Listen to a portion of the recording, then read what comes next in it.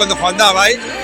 Partaitzaile guztiak egon dira posik, frontoia beteta egon da. Antolotzaile moduan egin duten lana, izugarrizkoa izan da. Eta, bueno, 2 urte barru egon gara hemen berriro. Zer ateratzen den berriro.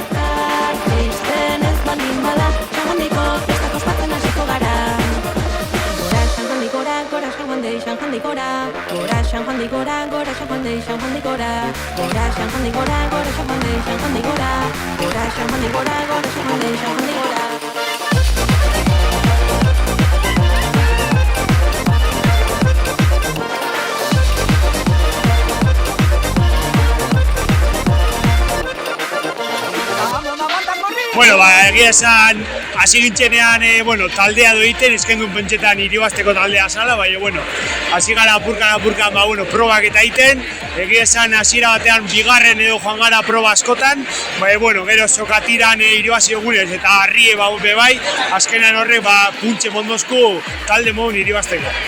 Oso pozik gaur, egia esan ez da lehenengo aldi Iribazten dugune, baten baino gautan Iribazio dugu, aurten bebai saiatuko gara edo datorren urtean bebai Iribazten, hau ez da bakarrik gaur Iribazten, hemen atxean lan handie dau, mundu guztiek parte hartuten dau, eta hori be eskertutekoa da, eta hauin iten dugu, proba edo ospakizun handi be.